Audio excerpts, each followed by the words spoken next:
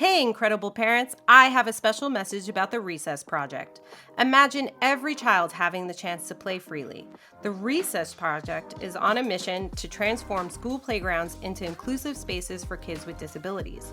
They work with schools and communities, fundraising to make school playgrounds more accessible. They're making a real impact, and you can be a part of it. Head to their website, therecessproject.org, to donate, and let's make recess accessible for all children. We're not just talking about it, we're actively supporting a cause that matters. So join us in backing the Recess Project and creating inclusive playgrounds, because every child deserves a playground where they can just be kids. You're listening to the Bitching and Bolusing podcast with Courtney and Brittany. Hello, everybody, and thank you for tuning into the Bitching and Bolusing podcast. I'm Brittany. And I'm Courtney. And today's topic is going to focus around selective medical interventions. And this is a topic that's been weighing heavily on me recently, but I think it's fair to say probably every parent of a disabled child grapples with medical interventions, grapples with the opinions of doctors and all the information out there and whether or not these things are the best choices for our children. So it's going to be a deep dive, and let's bitch about it. Let's bitch about it. I got to tell you, I've recently been thinking a lot about one particular medical intervention to start this conversation, and that's the SDR surgery. And this particular surgery it's always been on my mind. Mm-hmm. For those who don't know, it is a elective procedure that can help with the spasticity that is experienced with spastic cerebral palsy, particularly in the legs, and it can help with like walking and a better gait, let's say, or better function. But it also has been selected or electively for patients that just need quality of life, like a better quality of life. Mm-hmm. So let's say, and I mean this in the sense that perhaps you wouldn't do the surgery to help your kid walk, but honestly just to reduce the spasticity so that there's less pain and there's more kind of range of motion. The reason why this has been weighing heavily on me is because in our case, the spasticity part of cerebral palsy it's so hard. It's so hard. There's a lot of pain involved, and we're constantly, as parents, we're trying to find treatments and methods that work, and we do all these different things, or we try different things, or we're researching different things, and some work, some don't. Some have awful side effects. So it's, I think about SDR for him. I definitely am not, I wouldn't be doing it really for him to like walk. Right. It would definitely be like a tone management. And I think it's important too for listeners to understand, like maybe listeners who have younger kids like ours, like Courtney and I are coming from a place where like our kids are, approaching 5. Yeah. And their tone management's only going to get more complicated, and their spasticity is only going to get worse because you have like a huge growth spurt. I think it's around like 7 to 9 or so. And what ends up happening is that your bones essentially grow super fast in that short period of time. And when you have spasticity, your muscles are so tight, it almost inhibits something. Yeah. It almost inhibits that bone growth, right? Yeah. So now you're dealing with extra pain. Around 7 or 8 is really, or 7 to 9, I would say, is like really when the surgical interventions for hip surgery comes into play.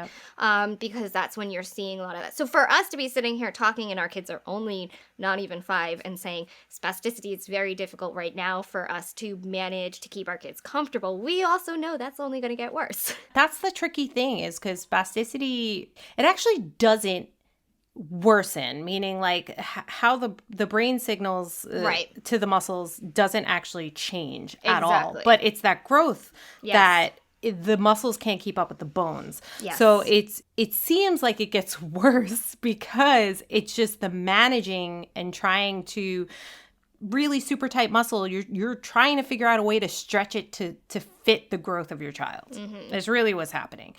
I think the thing I most struggle with medical intervention is the intervention of spasticity over everything else. I struggle a lot with even just, we do Botox, and I have to tell you, I torment myself over Botox injections, and there's all these underlying feelings I have. It's like, am I doing it for him? Am I doing it for me?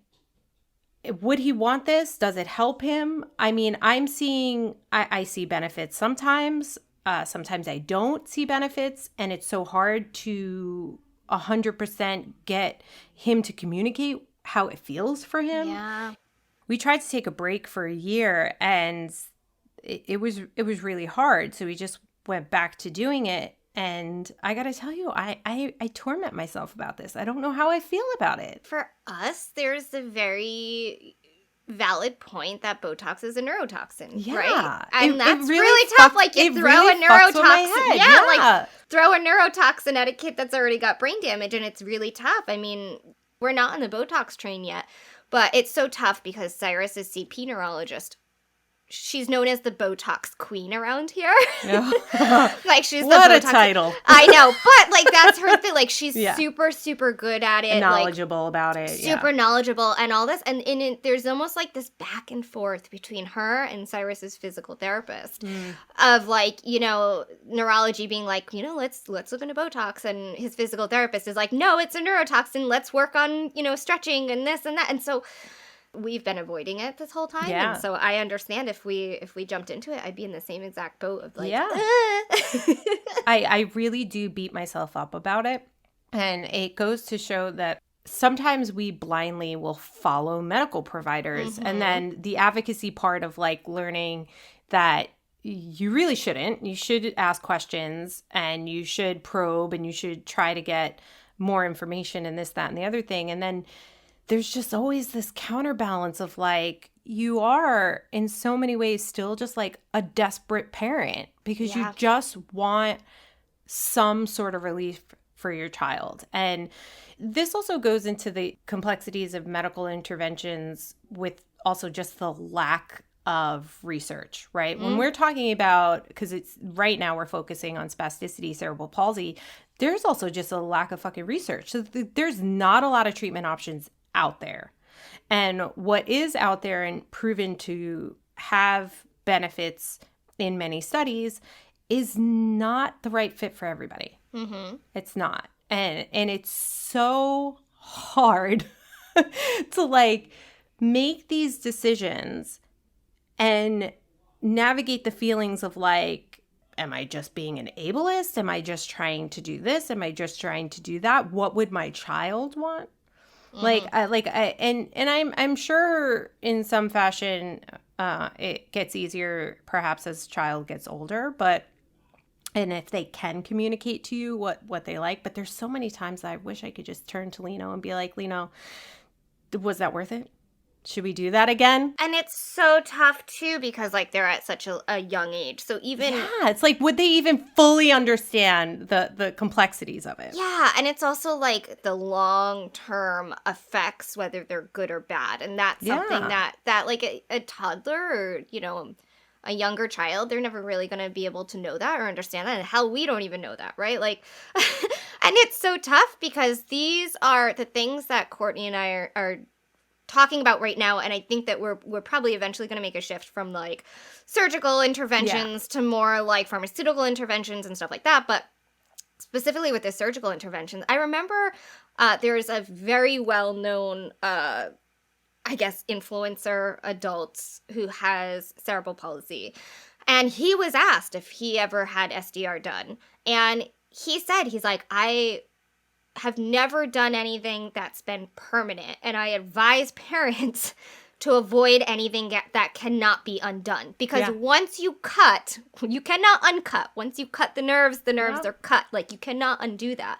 And that's stuck with Dude, me. no, I gotta tell so- you, even you saying that, it gives me a knot in my stomach I about know. the G-tube. Because Yes. when you get But a see, like, at G-tube... least the G-tube is, like, somewhat reversible, right? Like, you Yes can, and like, no, because they Yeah. do suture the stomach to the That's abdomen true. wall. Yeah. And there's parts about it where it's like, this is also how complex it could be, because I would never want anybody to say no to a G-tube. Right. If it's going to mean that child's life, honestly, Improves. Yeah. no moment have I ever regretted doing Leno's G-tube, but there was a lot of tough conversations I had with myself and I had with my husband, and I, was like, yes, the G-tube comes out, but there's even complexities with suturing the stomach to the lining. And then there's also people who do the Nisons, which I get that Nisons can be reversed, but that even can require additional surgery. Like, there's so much fucking shit. There's so much. And then, like, for us, I think constantly about strabismus surgery, right? Like, I cannot tell you how many ophthalmologists we have fucking seen in Cyrus's lifetime, because it started with one, like, right away was like strabismus surgery. He was 5 months old. I was like, no, let's not. And then we went to another one, and then another one, and then we even did like vision therapy, which, like, I do recommend vision therapy within reason for people. Like, I think vision therapy can work. I think that there's also, like, bad marketing around vision therapy, and I think that is somewhat predatory in certain situations. We did, like, behavioral ophthalmology, all of that, and then we've seen so many. And then we eventually we were like, you know what, all of our providers are at Boston Children's, so let's just go that route too for this provider, and just keep all the specialists there. And she was so knowledgeable in strabismus and cerebral palsy. And we saw probably 5 ophthalmologists before her, and none of them were actually knowledgeable in how strabismus works with cerebral palsy. And she was like, a lot of these kids, like, they'll grow out of their strabismus by the time they're 7 or 8. And she's like, I wouldn't cut this. I would, if he's 7 or 8 and it's still really prominent, then maybe, but, like, let's wait and let's see. And give him his glasses. She didn't even really recommend patching or anything like that. And, like, this kid, his strabismus has gotten a lot better. Yeah. Like, a lot better. And especially if we're consistent with him wearing glasses. But I think about that, and I think about how fucking exhausting it was to go to 5 different providers before her, and at any given point, I could have said yes.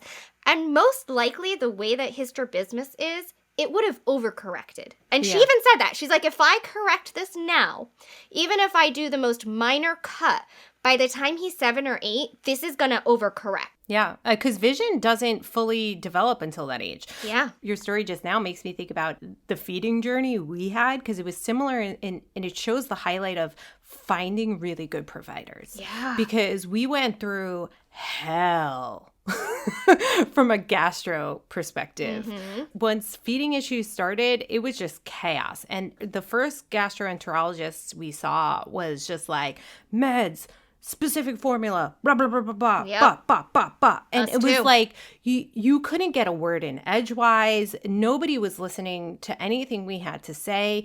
Nothing they gave us was working. I was like, this just doesn't feel right. We're throwing medical interventions at something we're not treating the root cause, and we're just throwing shit at it, and nobody has a reason why. No, like, I think about that time period and how he suffered, how Leno suffered, because honestly, I think we just were doing so much. We were changing so much all the time. We were increasing meds. We were adding meds. We were changing formulas. It was so chaotic, and that child did not have a moment of, like, peace that entire time. It's so challenging because it wears you down, and it also so quickly builds a distrust in like mainstream medicine, which is also fucking scary in and of itself, because it can lead you down the dangerous path of what we've talked about before, is pseudoscience. Yeah. And it's really tricky because there's you need good providers. And they're so hard to find. They're And the so thing hard is, to find. Courtney and I have touched on this before. We're like, we are very privileged that we live in an area that is well populated. You know, there you could throw a rock and you're probably going to hit a doctor. Pretty much. like pretty much. Like we're very privileged with that, and we do understand that there are a lot of families that are not as privileged, that they live in significantly more rural areas. They're kind of stuck with what they've got. And the thing is that it can be so difficult because we have also experienced providers that have given their opinion without really allowing much of a conversation. Yes. And that has been so I know I talk about this to no end, but like epilepsy surgery, that doctor, I mean, I'm not a fan at all. And like there was just no, it was like, this is what he needs. We'll schedule a family meeting. We'll start phase 1. And I was like, hold up. Like, this was never even on the table. This was I was coming in, like, seizures were fairly well controlled. Like, we should just kind of, like, tweak some things. And there was no discussion. It was just like, well, we can discuss this at the family meeting. You should expect that to be at least a few hours long. And I was like, I'm not going to do this. Like, no, thank you. And it was really, really jarring that, like, I was put in this position to make this massive medical decision for my son on a 10-minute office visit. Yeah. Like, that's what's fucking wild to me. That is beyond wild. And this happens all the time. And then you sit there and you wonder, why do parents distrust medical providers, and why do they fucking turn to pseudos? And like, that's why. That's and why. How many parents sit there and like they either know that they have limits to who they can see because of where they live, or they're just new scared parents and they go into these types of things blindly trusting doctors and all that. And like, maybe, you know, they're new and they're not into the whole advocacy and they haven't quite built up their bitch bone yet, you know, but like, how many parents will do that? And with this doctor in particular, when we went to Boston Children's to get a second opinion, the new neurologist, epileptologist, she even said, she was like, I like him, but she's like, I will tell you what he's trying to do right now. She's like, I've worked with him before. I know who he is. She's like, he is trying to put that hospital on the map for neurosurgery, just like Boston Children's is. And she's this like, is why they don't trust mainstream medicine. Yes, and she even said, she's like, and I'm telling you right now, your child should not be a guinea pig for that. Spoiler alert, he left, right? He's now back in his home country. He left.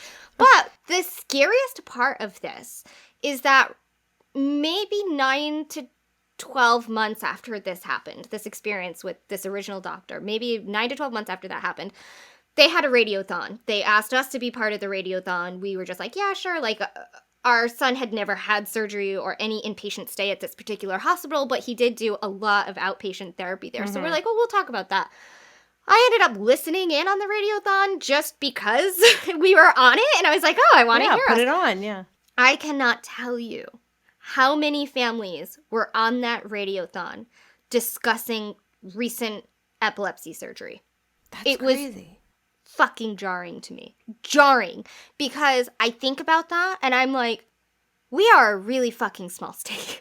And like, to think that Boston Children's is literally a stone's throw away, and most people would go there, opt to go there, because up until recently they were #1 in pediatric neurosurgery. Yeah. They're going to this hospital. Because they're being marketed for that. Wow. Crazy. Huh? Like, I literally said to my husband, I was like, are you listening? Are you listening to how many parents are talking about their kids' recent epilepsy surgery? Because this is what he was trying to do. Get as many kids in as he could. Yeah. And that's not uncommon in hospitals. It's not uncommon. Unfortunately, that is not uncommon in hospitals and in regards to surgeries. Well, then they get the funding too. Well, you yeah. know, like, and every hospital, oh. and these hospitals are always trying to make a name for themselves, right? They're always trying to have some sort of niche market, so to say. Like, they're trying to have one sort of thing that they specialize in. And it can be incredibly problematic. In some regard, like, the lack of transparency, too, because I think about that epilepsy surgery. I think about a lot of this stuff, but but I think about that in particular, and it very much so was painted to us in, like, it'll be fine. Everything will be great. It'll, like, it'll go well. He'll have seizure control. There was not, even though it was a very short office visit, there was not much discussion about how it doesn't fucking go well. And I think about that, too, because a lot of that, you don't really, they like, there's a lot of saying it in passing to some extent, and then you don't really know until you read the consent forms. Yes. If you read the consent forms, because not everybody reads them. Then there's the danger of, like, I would love to eliminate epilepsy. I would love to, quote unquote, cure epilepsy. But it's a bitch of a beast. Like, sometimes it's sold to us. Like, it's marketed 100%. And like you're saying, we're thrown into this, and society as a whole is very ill-informed about medicine, unfortunately, but we really truly are. And we're thrown into this, and we look at our providers and we look at medical interventions as the answer because they're legal and they're approved, and if they're out there, then clearly they work. But you got to advocate better. And you got to ask a lot of questions. And medical intervention is not always the answer. And there is not a damn thing out there that doesn't have side effects or possible really dire consequences. Exactly. And I think that it's so important that if you have the ability to do so, like Courtney and I said, like, get those other opinions. Because there's a difference between getting one or two opinions and then being like, all doctors are the same. I'm gonna go opposite, and I'm gonna start doing all of this, like, pseudoscience stuff, and that's they can both be very dangerous routes depending on how you trudge through it. And I think that's where it's super challenging to find the balance, because I think that you can have a very healthy balance of medical interventions, whether that be pharmaceutical. Therapy is a medical intervention, right? Like surgeries, potentially Botox, things like that. And then having the other side of the coin being more holistic. And I think that there can be a really okay balance with that. I think there's a healthy balance that exists. But I would highly discourage people from getting one or two opinions and then being like, nope, we're going to go do something that has absolutely no evidence base behind it. No. And you can't be one extreme or the other. No, you can't. Like, you shouldn't be that in anything in life, right? Like, you shouldn't be too far on one side versus the other anyway. And with medicine, I think it's really fucking important, like, especially with pharmaceutical intervention. Oh my God. And that's the thing too, they just throw it at you. Oh right? My God. Like, and the whole, like, well, let's max out, and then, like, no, fuck your maxing out. There's so many things that you can't just be like, okay, exactly what you said, no questions asked, but you also can't be the reverse. And what that takes is a lot of thinking, a lot of advocating on your part. You have to look at it very openly. You have to be invested. I think also being invested is a lot, because I think a lot of times we're exhausted, we're tired, we want the decision to be made by someone else because it just makes life easier. But then we dig ourselves in a bigger hole because we're not as invested as figuring out, is this the right thing? Like, does this really work? Will this be the best option for my child? What other options are out there? Lay them on the table. What's the next step? What do I do if I do this med? What does it look like coming off it if it doesn't work? We need to be more invested with that conversation. But again, I get it. Provider is also a huge part of that, because you do get providers that don't even want to have those conversations with you. Yeah, and I think that being transparent with providers at the beginning is also really important, because I don't think that you can necessarily go into it fully expecting a provider to be transparent with you. I think sometimes we have to initiate that conversation. And I think going into an appointment and saying, hey, listen, we are a low medical intervention family. We try to avoid pharmaceuticals if we can.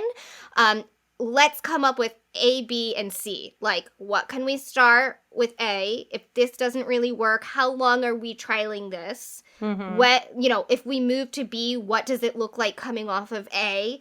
And then what does it look like going on to B? Like, what are those side effects? And I think having these really big conversations with providers, because it's also up to us to not just go in there and be like, we're going to listen to you, hee hee hee. Yeah. It's also up to us to not go in there with already like our minds closed off. Yeah. Like, I feel like it needs to be like a screening process, like an interview. And I say this way because I have done this before and I've learned my lesson. You can't just go in there and just be like, oh, okay, so this med didn't work. Okay, I want to try this med if the doctor says this. And then you're like, okay, let's try it. Like, I've done that before where I've just been like, oh, so this is the next step, but like not really had the kind of screening interview thing, like where it's like, okay, but why are you choosing this? And what other meds are there? Yep. Exactly. Yeah. So it's almost like you're interviewing the doctor and the doctor almost has to interview you, right? Because like you're not always going to be a good fit. And it's not just necessarily that the doctor is not a good fit to you. Like, you might not be the type of patient that they want to work with. No, it's true. And like, that's why these conversations have to happen at the very beginning. And like I said earlier, the bitch bone, like, you need to develop that very fucking early on. Very early on. Because like, you have to be comfortable going into an appointment with a provider you may never have seen before. Yeah. And saying, like, this is the goal that we have. How can we obtain that goal? What are our options? And are you on board with working with me? Yeah. Because this is what we ended up doing with Lena's GI doctor, who I fucking love. Like, this guy is just like, he's been a godsend, I have to say. And I went to him, like, immediately expressed my concerns of, like, trying to take a more natural approach. Like, constipation is a very, very common issue with cerebral palsy. Yep. And that was always one of our biggest things. And we, it was constantly like, try this, all these medications, all this stuff. And when I went Miralax. to him, like, put your kid on as much Miralax. Thankfully, I have never had a provider recommend that. Oh, we have. I have never had a provider recommend it, and I've never used it on Leno. But I know that is a common occurrence where Miralax is like thrown at these kids. But with him, the first thing I said was like, listen, like, I want to try prune juice. I want to try pear juice. Like, I want to try, and he's like, go for it. Go for it. Go for it. Like, those things work. He's like, add celery, do this. Like, and we would talk about like just natural things that like, because, his perspective and my perspective is there's no harm in giving real food that has a laxative effect. Right? It's food. It's everything we eat every day. It's prunes, it's pears, it's celery, it's this and that. And he's like, I'm on board. Like, and if it works, fucking awesome, And you make a really good point. You do also have to go in and express that. You have to be like, this is what I'm trying to do. This is my goal as a parent. This is how my family is, like we're very, as much as possible, because I know all y'all want to listen to our podcast about pseudoscience, that episode, and be like, oh my God, you guys are so anti-holistic. Blah, blah, blah, blah. You could go fuck yourself. Because the only thing I literally have in the forefront of my mind every day and every decision I make is I want to be as natural as possible with my child. Yep. So I don't want to hear your fucking bullshit that because I call out pseudoscience that I am anti-alternative medicine, anti-holistic. You can go suck it. And honestly, you're also the type of person that I honestly don't even want you to listen to at this point. Like, I really don't. And you know me, Britt. I'm often like, hey, I hope you guys go back, reflect, and come back, if you want to walk away, and then maybe you come back to listen to us. You know what? Go fuck yourself if you're going to call me something that I absolutely am not, simply because I use stuff of both worlds. This episode is a very good contrast to that, because Courtney and I are both in a very similar mindset of like, there is a lot of bullshit pseudoscience out there, and it's extremely extremely predatory towards families God, like so ours. bad. Like, it's so predatory. I mean, I don't, we had an episode, I'm not going to go into it. You can listen to that one.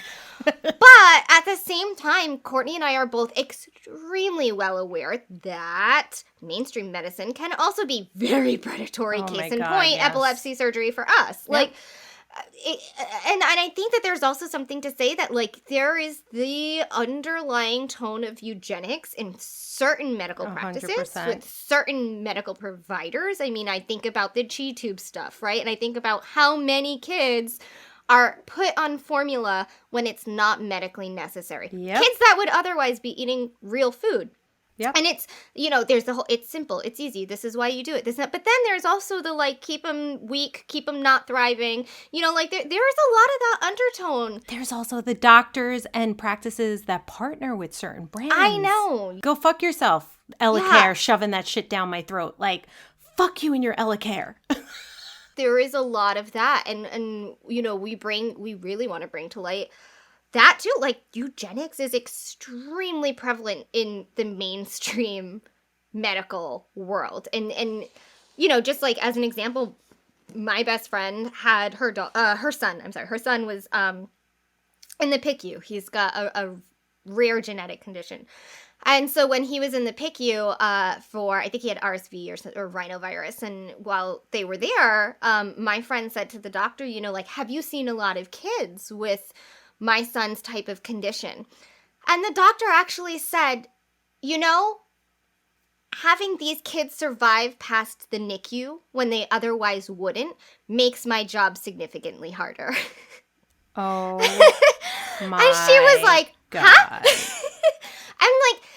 And this exists. This mindset exists. And you cannot tell me that there are not medical providers that go into this field with a certain type of mindset, and then they come across kids that would otherwise not survive without the technologies that we have today. And, like, Yeah. they have to do their job. And, like, I think there's something to say, and I know we keep going back to like G-tube and feeding, but I think for us, I know it's just a very important topic because we feel very strongly about real food for kids that don't need a specific medical diet.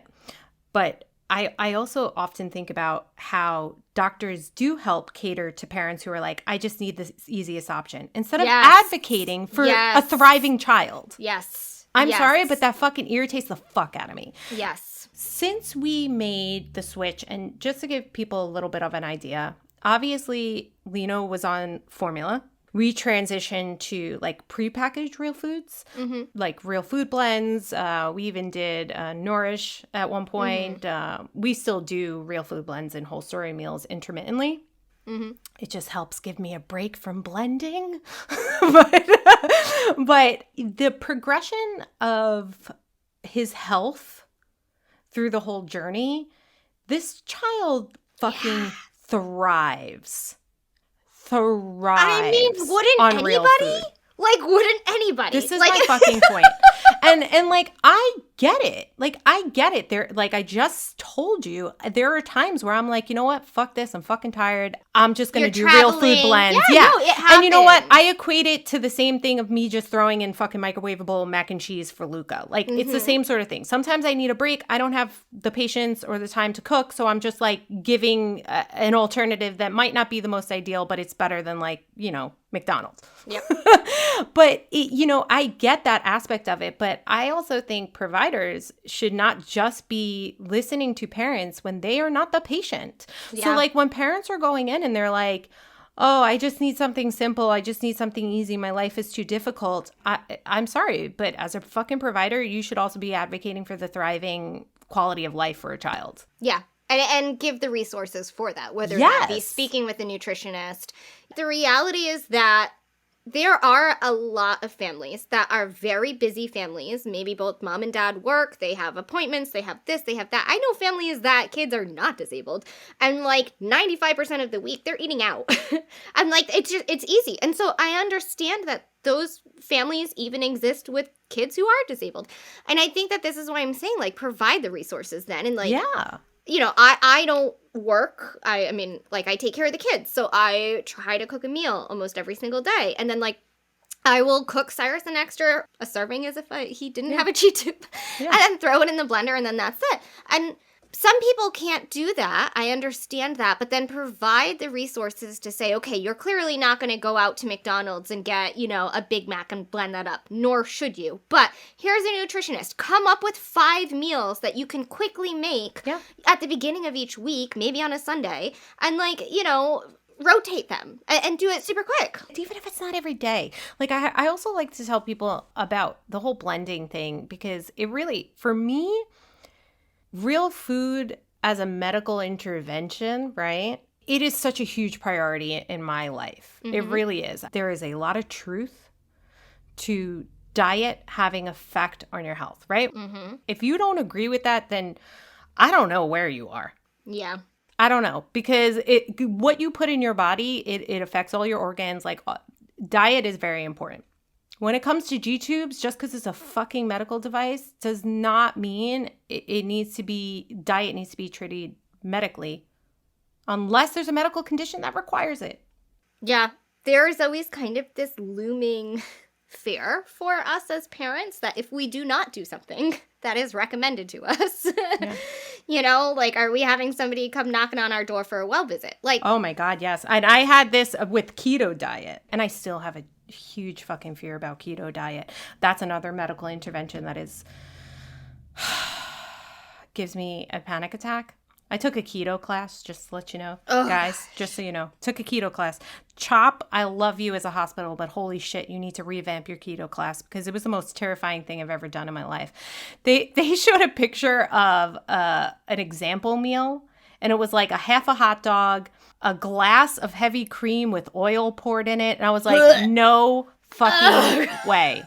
Like, you literally just made me never in my life would I ever do this. And realistically, honestly, if you have a good keto team, that's not what the diet looks like at all. There's actually really good dietitians that work with it. But I also think there's a lot of families that get persuaded for keto diet, and they don't understand. It is so complicated, too. Oh, my God. And the health risks. Medical intervention becomes really complicated. Like, in emergencies, everything becomes really complicated. Like, there's definitely more harm than benefit in some situations. Mm-hmm. And then there's times where, like, that diet is life-changing and absolutely saves a child. Sorry, but I think about that keto class, and it makes me want to vomit. I'm constantly amazed by parents who do keto. So am I. And I know it's, like, very necessary in some circumstances. And like you said, like, it's very life-changing. But, like, oh, my God. It's like, complicated. I think a lot of parents get bullied, almost. Well, that's with all of it, right? I mean, I think a lot of times I feel bullied. I feel that fear of CPS. Mm-hmm. Like, I constantly feel like sometimes if you challenge a suggested medical intervention, what does that look like on paper? How is that being written? Do you ever think of that? I'm always like, how is that written? Well, and that's the thing, and I do, because I know there are a lot of disabled adult influencers who will obtain their records and show what was written about them. Yeah, and I worry about that a lot. Terrifying. And these are adults that are consenting adults, and then things written about them is terrifying. And I think about it with us as parents, and like, I write novels in my portal messages sometimes. Oh my just God. To like explain where my thought process is, because I want it like on record. Because sometimes I'm like nervous. Like, are you documenting where like my mindset, why I'm approaching something some way for my child? Yeah, it's terrifying, and I think that we've all at some point have felt that. I mean, the big case, what was it, Maya in Florida? Oh, yeah. Like, that whole thing was that thing gutted wild. Me, man. That thing really gutted me. I'm like, this is a reality. Like, this, it happens. And the thing is that I am by no means an anti-vaxxer at all, but you hear it happening with people who have non-disabled kids who choose not to vaccinate their kids, and knock, knock, they get a call and, a well visit's paid. And like, it happens. Yeah. Like, it does happen. And so then you throw in disability, you throw in a child who's fully dependent in every way, shape, and form. And then, like, that's even more scary because if you have a medical provider that's kind of pushing for something and you have that gut feeling of like maybe this isn't the best option, but they think it is the best option. Yeah. When push comes to shove, they're going to say, well, if you're not, if you're making a poor judgment call here, what else are you making a poor judgment call on? I'm like, it may not be it might be the right judgment call as a mom or a dad or a caregiver to make. But some of these providers, some of it's ego.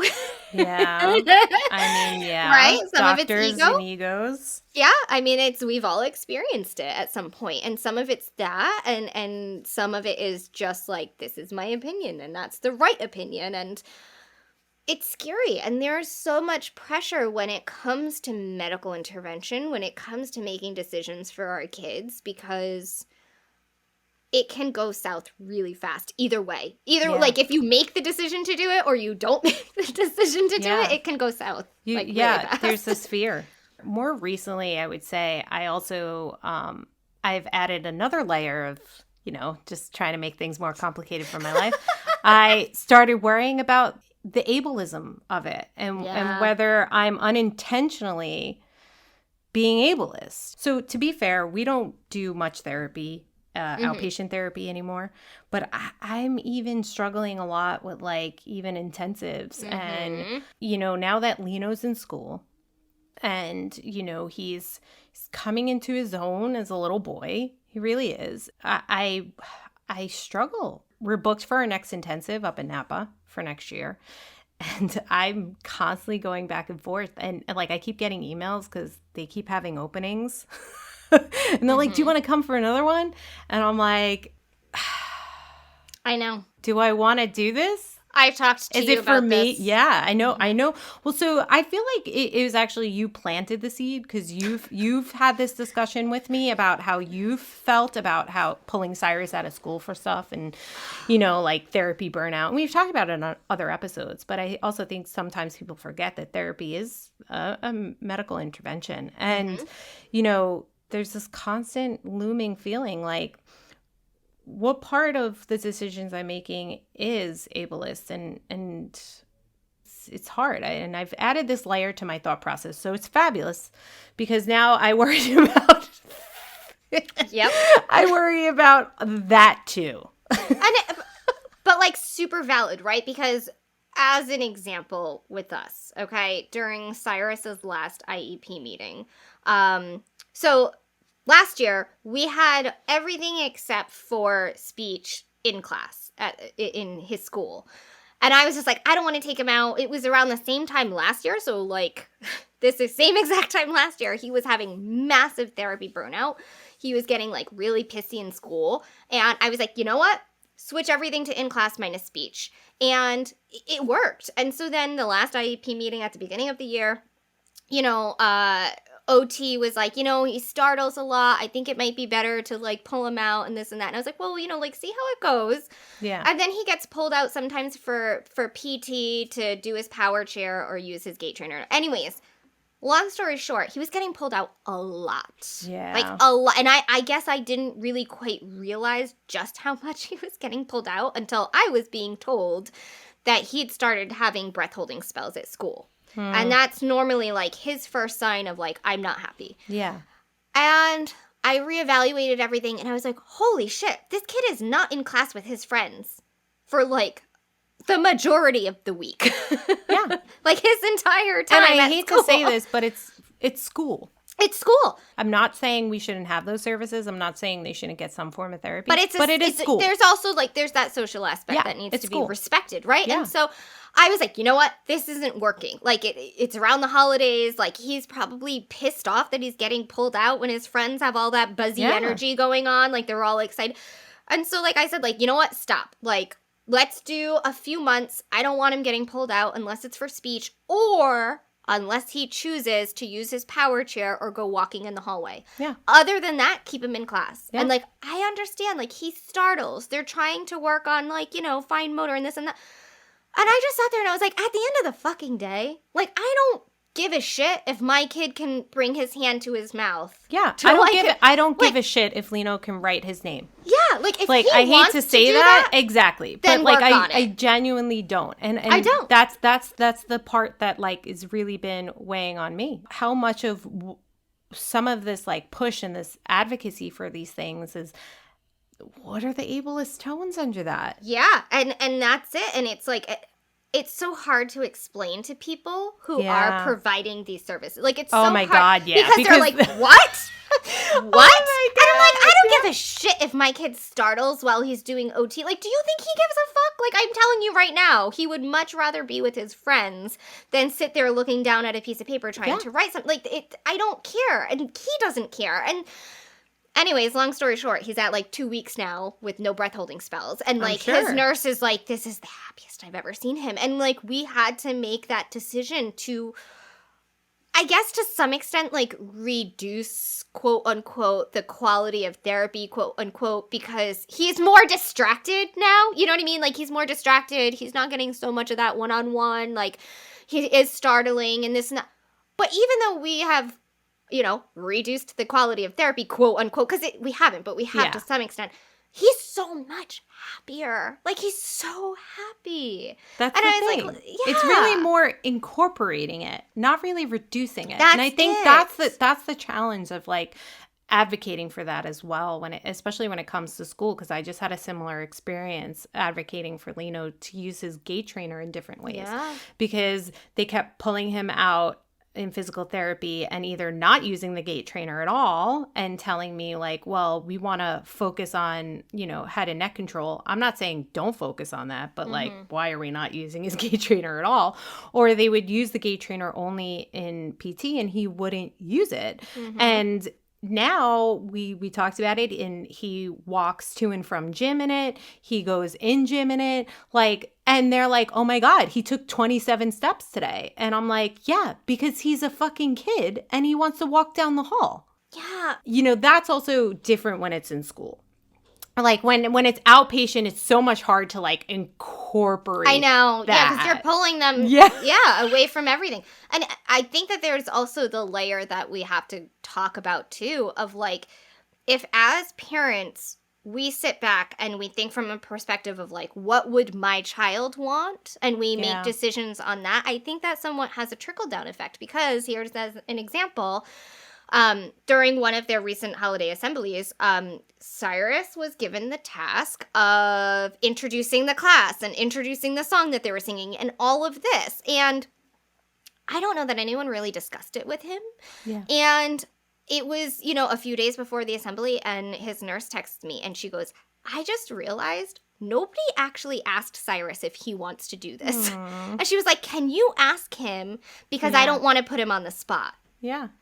And the fact that she thought of that is a huge deal. But also, like, there's a lot of not thinking of that. That happens with our kids. Everywhere. Throughout everything. Even in doctors. Have you ever had a doctor say, hey, does your child want this? Yeah. Absolutely fucking not. They look right at you and they want to know if you want it for your child. And exactly. And like, and that's the thing. Like, even in school, there was a whole conversation I had that, like, last year, I think it was towards the end of last year, maybe, I don't even know, it could have been the beginning of this year, but they were saying, like, Cyrus was getting very frustrated with going into certain pieces of equipment. And I said, are you asking him? Yeah. Are you giving him a choice? Are you saying, do you want your stander? Do you want your gait trainer? Do you want your floor sitter? Do you want your wheelchair? Are you asking him? And they were like, well, no. And I was like, well, he's almost 5. He has opinions. Like, I'm pretty sure I wouldn't want somebody to just pick me up and put me in something that I don't want to be. Like, I like to make my own choices as a human being. My child, who's also a human being, likes to make his own choices too. Like, let's do that. You know? And so I think that, you know, a 5-year-old, a 10-year-old, they're not going to sit back and say, like, hey, yeah, let's do STR surgery. No. But for, like, the more minor things, you know, Courtney, our kids are getting to the age of, like, having a lot more consent, right? Like, understanding a lot more and saying, like, hey, do you like doing this type of therapy? Yes or no? Do you, you know, do you like going to intensives? Yes or no? Maybe we'll scale back. Yeah, there is definitely a fine balance. Like, there's plenty of shit that toddlers don't want to do and they should do. Yeah, of course. So I'm not saying that we should be like... It encourages that self-advocacy, and in situations too. like, and in situations like schools, you say, like, we have to respect it. We have to respect it. And like, the crazy thing is that they're not going to unless you lead by example and you show them that. And, it comes down to sometimes for older kids, especially teenagers, all that, like, helping with making those medical decisions. And in the meantime, it's just really challenging to be the one that's responsible for medical interventions or lack thereof. Yeah. It's a very heavy burden. In a lot of ways, it burns me out more than anything sometimes. Yeah. Is advocating for that, trying to navigate it, trying to sift through all of it. I mean, I'm embarrassed by this because I posted about, like, I reposted to my stories about a medical intervention called VNS, which is vagus nerve stimulation therapy, and it's like a device that's actually surgically implanted, and it's used to treat seizures. And I got totally duped by this post where it was like, oh my God, VNS for constipation. I was like, no way. Like, holy shit. Look Never heard of this before. Yeah, I was like, look what's on the horizon. Mind blown. Like, I even did the mind blown emoji. Only to later find out that it's not a viable medical intervention, but it's some sort of, honestly, if nothing else, pseudoscience. But it just goes to show you, like, all the time, it's always in the forefront. Like, you're constantly looking for new treatments on the horizon. You're kind of trying to sift through the shit. Honestly, because there's predatory shit out there. There's shit that works. There's shit that doesn't work. There's stuff that you possibly want to try, you don't want to try. There's side effects. There's consequences. There's benefits. It's like it really burns me out more than anything sometimes, is trying to sift through it. And I think this is where, just to kind of double back to it, is where I see my own ableism in it. And I really try now to be more like, what would Lino want? Mm-hmm. What is his goals, right? Because Lino's not sitting there looking at fucking treatment options, right? Mm-hmm. It's a recalibration of my mind as to, like, how I approach him. And yes, he's going to be 5. So it's not like he fully comprehends, but I think having those conversations with him is still really important. Yeah. Oh yeah. And, like, what makes him happy. And I also think just constantly, like, treating your kids and, like, we say presumed competence all the time. All the time. And, like, talking about it constantly, all the time, for anything. We're going to therapy today. You're going to see so-and-so. We're going to go to the doctors today. You're going to see so-and-so. I start my Involve day. Them, man. Oh my God. Every single morning. I'm like, all right, Cyrus, you have school today. And then we're going to go up to Napa and you're seeing, blah, blah, blah, blah, blah. And then we're going to go home. And then we're going to, like, have the fucking conversation. Like, that your kid's going to understand what's going on, because they do. A lot of times they do. And, like, bringing your kid blindly into an appointment for them to be like, what the fuck? And you know what? And I will end with this, that even if they don't fully understand, they deserve to be involved. Yeah, with any medical intervention, right? Like, they really, truly do. Don't occupy yourself with whether or not they fully comprehend or understand. Just presume it, because you would want somebody else to do the same for you. And medical interventions are not to be taken lightly, no matter how simple and basic, no matter how holistic, no matter how mainstream it is. It doesn't matter. They shouldn't be taken lightly, because you're doing something outside of just living life, right? Like, you're intervening. The whole definition is a medical intervention. So presume competence. Get your kids involved, even if they fully don't understand, and treat them with respect and autonomy, man. That's it. And, try not to lose too much sleep over the decisions that have to be made for medical interventions. Which I know we're still going to... 'Tis not possible, but... Oh gosh, guys. Well, we hope that you enjoyed this episode, and thank you so much for tuning into the Bitching and Bolusing podcast. Until next time. Thanks for tuning in to the Bitching and Bolusing podcast, where we unpacked our unfiltered opinions and ideas. Be sure to connect with us on social media at Bitching and Bolusing for more unapologetic dissent against the mainstream parenting narrative. And for an extra gritty perspective and ad-free listening, become a Patreon subscriber. You can visit us at www.bitchingandbolusing.com for previous episodes, merch, and more.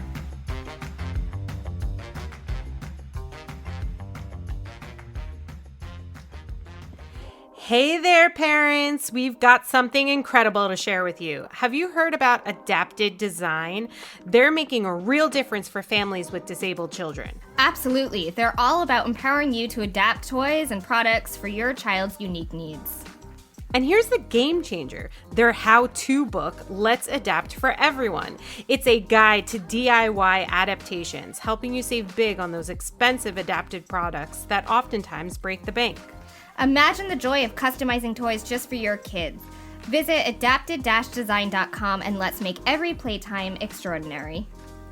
That's adapted-design.com, because every child deserves a world of possibilities.